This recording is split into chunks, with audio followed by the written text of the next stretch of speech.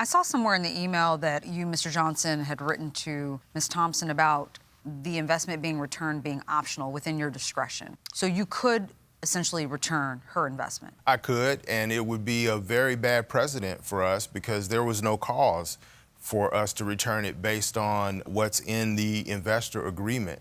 I stand on the principle that I don't want to open a floodgate for this kind of thing. When she was asking about financials, why was that not delivered to her? I don't have anything in writing requesting financials from the company. You're saying that you've never received one request. Well, I have emails right Oh, here. yes, I'm not saying that. Why didn't you respond? Why didn't you respond? Well, when she was asking, the last time she requested that information, we did give it to her. And we just didn't do it fast enough. How did you give it to her? I sent her an email, and I called her on the phone. Where's the email? I did not submit that evidence. And you said you called her? Yes, absolutely. You had a conversation? No. No. Okay, so someone's not being honest. I'm going to open it up to my colleagues.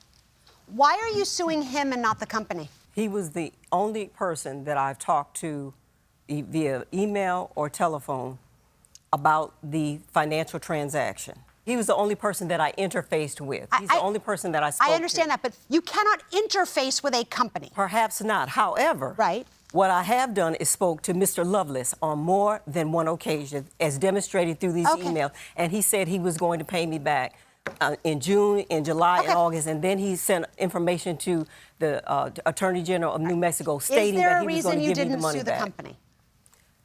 He's the only person that I talked to, yes. All right, I have nothing. I'm good. Thank you very much. We're going to excuse the parties while we deliberate in this case. Thank you. This courtroom is now in recess. This case, I think, potentially raises a number of legal issues that are very interesting and a bunch of factual issues that are very interesting. The absence of an agreement here, whether or not she received these documents. But my initial thought is that we don't need to get there because she's suing the wrong person. You do not get to sue the representative of a limited liability company because he's the one that you interfaced with. So I think that's as far as we need to get. I'll beg to differ with you. Absolutely. I figured you would. I think she's suing on the basis of what she believes to be a personal fraud on the part of the defendant. But more importantly, I refer to the letter from Mr. Johnson to the Attorney General's office. He says, please note that it is the intention of American Green Organics and my personal intention as CEO of the company to return this money to you. It could be inferred that he did this to avoid any liability with the Attorney General's office for not providing appropriate documentation to her of the progress of her investment. But he promised to return her investment even before the AG came around. They sent her a stock certificate. She's a sophisticated investor. She understands how stock works. You believe that? She's a doctor. Yeah, but I mean, to expect a return on every investment, I mean, that's when flags go up for me. I don't even think she credibly asserts that she was guaranteed her investment and residuals. And if she is asserting that, it has to be because she didn't understand. They issued her stock, right? The value goes up and down. I'm going to go with Judge Juarez. Well, good. I'm glad. Well, bad.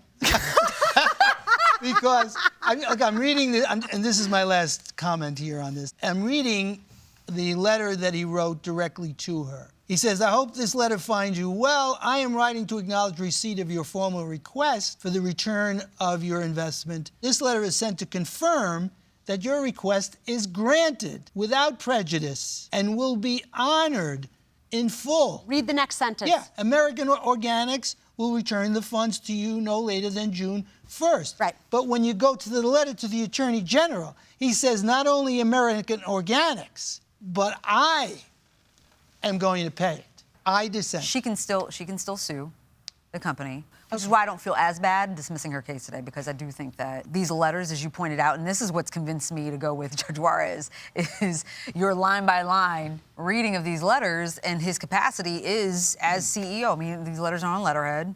He says here, as the company does not have the amount on hand. So I just, yeah, I think she's suing the wrong person, though. She should be suing the corporation. Yeah, Is that what you're saying? that's what I'm saying. I dissent.